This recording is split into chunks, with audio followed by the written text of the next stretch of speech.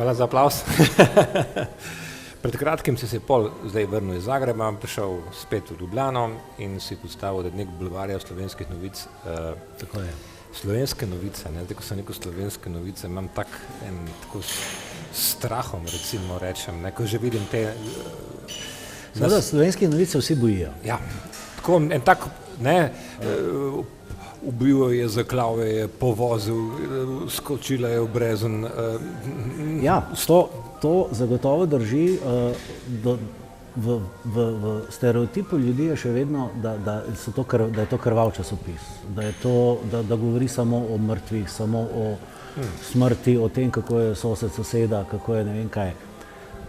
A na drugi strani, ti moram reči, da so slovenske novice še vedno najbolj bran dnevnik, hkrati pa mislim, da drži tisto, kar je rekel eden bolj pametnih od naju obeh, da je te vrste časopis, rumen časopis recimo, je v bistvu kot prometna nesreča. Nihče je ne mara, ampak vsak z enim očesom pogleda, kaj se je zgodilo. In tu je verjetno treba iskati podatek in dejstvo, da so slovenske novice še, hvala Bogu, med najbolj branimi in najbolj branimi. Gremo po sistemu bad news is good news, ali kako bi bilo to? No, to zdaj... Slaba novica je dobra novica. Ja, ne vem, pa se ne vem, če so v novicah res samo slabe novice. Ampak naslovka je vedno udarna, ne? Jaz bolj mislim, da so slovenske novice odraz slovenskega trenutka in slovenske družbe in slovenskega vsakdana. Ne vem, če lahko kdo zanika, da so, ker napišemo sosed soseda, ne vem, udaril, ampak vemo, da je 60-70% sodnih sporov med sosedi. Kregajo se sosedje zaradi ceste, ki jo bo, ali sme hoditi po tej cesti ali ne. Kregajo se, čigava je hruška, ki je padla iz hruške, sicer na sosedovem, ampak je padla na moje in zdaj čigava je ta hruška. Od teh stvari se kregamo in mi to pišemo. In seveda, če je to kaj slabega, ampak ljudi je, mislim, da zelo sram in strah priznati, da so res taki. In da je to v bistvu njihovo zrcalo njihovega trenutka in njihovega od jutra do večera. In če je pač sosedo zaklal, ali pa ženo, je pač zaklal zaradi tega, ker je takšen. On, ne. Mislim, dobro, zdaj sem mogoče malček, ampak mislim, da srčika vsega skupaj je pa v tem, da je to odraz, zrcalo slovenskega trenutka. Ti si urednik bulvarja, se pravi priloge v slovenskih novic in tam se seveda znajde estrada. Tudi se znajdete. Vi? Tako je? Se znajdete? In si tudi velik poznavalec slovenske estrade, predvsem zakulisja slovenske, tudi glasbe slovenske. Tvoje delo je tudi Slečena scena, ki je že pred leti išla knjiga. Ja, dobrih 10 let, še malo. Če se vrnem malo na to Slečeno sceno, takrat je bilo to kar tako, si se kaj bal, ko je šla knjiga?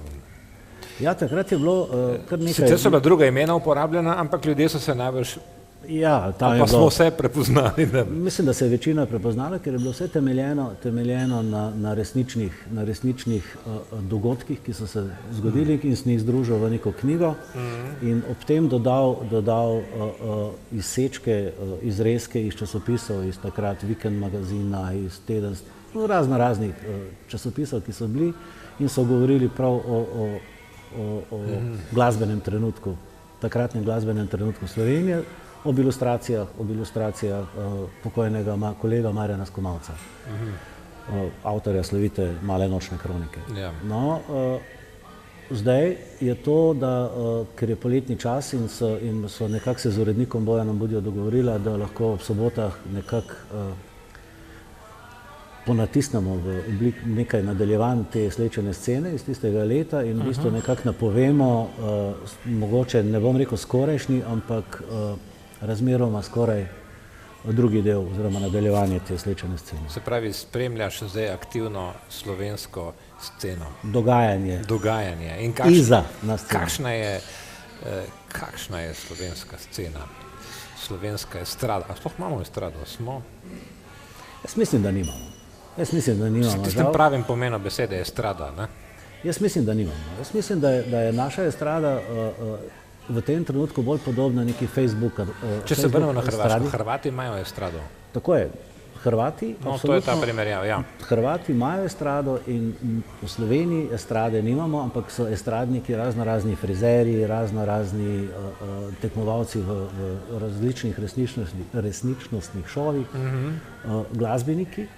So pa v bistvu eni najemni delavci, ki, če imajo srečo, lahko nastopijo kot predskupine kakšnemu hrvaškemu gostu, ki pride nastopati na slovenski oder. No in zdaj me prav zanima, kaj misliš, kje je vzrok? Zakaj se je to, kaj se nismo pozicionirali kot država, tako kot verjetno marsikje tudi na tem področju, nismo, a kaj, nimamo? Zdi se mi, da smo nekako razprodali svojo identiteto. Razprodali smo identiteto. To je zanimivo. Razprodali, ne, in zato, da bi ugajali drugim, smo mi to razprodali. Ne, in potem smo počasi pozabili, da smo postali predskupina, namesto da bi ostali glavni igralci. Ne. In to je, kot vem, ste glasbeniki spisali neko peticijo in jo naslovili nacionalni televiziji in radiju in seveda mariborski in koprski enoti. In skoraj da zahtevali in zaprosili, ne, ampak skoraj da zahtevali, da se te stvari regulira in da se začnejo postopki vračila neke slovenske identitete na glasbenem področju. A misliš, da je to, torej seveda omenil si nacionalno televizijo in to je država, ne? Se pravi, stvar je globlja, ne? Gre to, država bi morala stati za tem, če tako poenostavljeno rečem. No, država stoji za marsikatero malenkostjo in moje osebno mnenje je o tem, da bi ta ista država, recimo parlament, moral oblikovati tudi neko dokaj neodvisno, absolutno neodvisni odbor, neko skupino, ki bo skrbela za to glasbeno identiteto Slovenije. Na vse zadnje je naš zbor na Evrovizijskem tekmovanju dosegel eno najvidnejših uvrstitev Slovenije, torej so zmagali na tem Evrovizijskem tekmovanju. Marsikateri resni glasbeniki nastopajo iz resne glasbe, resnega področja nastopajo, ne vem, v tujini so v vrhu svetovne glasbe te vrste, kar se pa popa in tega, ki ga vsak dan poslušamo, od jutra do večera, ker je del našega življenja, vsakdanjega, tu pa mislim, da je država kot taka, ki bi morala biti zaščitnica tudi tega segmenta glasbe, povsem padla na izpitu. Na koga potem je treba vplivati? Kaj zdaj, kam moramo iti, obrniti na vlado? Mislim, grobo, Ministrstvo za kulturo. Ministrstvo za kulturo, moje osebno mnenje je, absolutno je Ministrstvo za kulturo ena od teh, vendar je glavno vlogo pri vsem skupaj igrate glasbeniki vi, sami. In dokler boste razpršeni, ne vem, razdvojeni, dokler bo vsak vlekel na svojo stran, takrat to zagotovo ne bo pripeljalo do normalnega cilja. Poleg tega, da si novinar od Nik Bulvarja, kaj še pišeš knjigo spet? Ja. Sem čutil nekaj to. Mislim, ja, grobo zbiram material. A lahko izdava? Ja, izdava zadevo, da bo to v bistvu eno sodobno nadaljevanje slečene scene. Vmes je bila še ena knjiga, ne? Vmes je bila ena smešna scena. To je bila zbirka anekdot iz slovenske scene, narodne in gledališke in zabavne. So bile tudi laži iz Zmajevega gnezda To je knjiga o dogajanju v nekem glavnem mestu, v neki deželi na sončni strani Alp, v nekem glavnem mestu. Ja, tako da in tam govori o enem dnevu življenja neke županje. Takrat je bila županja. Glavna akterka je bila Zmaga Rečnik. Zelo malce kasneje mi je potem Vika Potočnik rekla, da se je nemudoma prepoznala.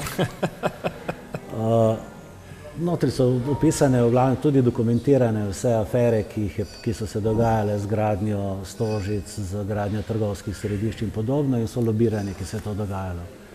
No, tako da mislim, da je bilo, imel sem srečo, da je to takrat založnik iz Idrije prepoznal, razprodal. Ampak v tem trenutku, no, če ti odgovorim na začetno vprašanje, me nekako bolj vleče drugi del slečene scene, kot pa nadaljevanje recimo laži iz Zmajevega gnezda. No, nedvomno bo to zanimiva zgodba, ko se bo pojavila. Ne? Upam. Ker si človek medijev, pa me zanima, kaj misliš o slovenskih zdaj plejada medijev, takšnih, drugačnih, tiskanih, televizije, vem, kaj vse ni, internet in tako naprej. Kaj misliš o tej medijski sceni? In strada je eno, ampak mediji, čist mediji. Ja, jaz moram reči, da o profesionalnosti novinarjev recimo in tako naprej. Jaz še vedno sem prepričan, da so Slovenske novice eden boljših, če ne najboljši medij. Ki so, že zaradi tega, kar sem rekel prej, ker so odraz aktualnega trenutka Slovenije in Slovencev in Slovenk in ljudi živečih v Sloveniji. Kar se pa števila medijev tiče, pa ne vem, jaz mislim, da so edino merilo, so ljudje, so bralci, so gledalci, so poslušalci in pa kvaliteta. Ne? In to, kar je nekoč rekel Vlado Kreslin, in mislim, da absolutno drži, edino kakovost nima konkurence. Ne. In ne bo to zaključna misel. Dejan, hvala, ker si prišel na kavo. Hvala za vabilo še enkrat. Želim in da bo čim prej knjiga zunaj, da bomo brali. Srečno. Hvala, Dani. Vse dobro. Hvala.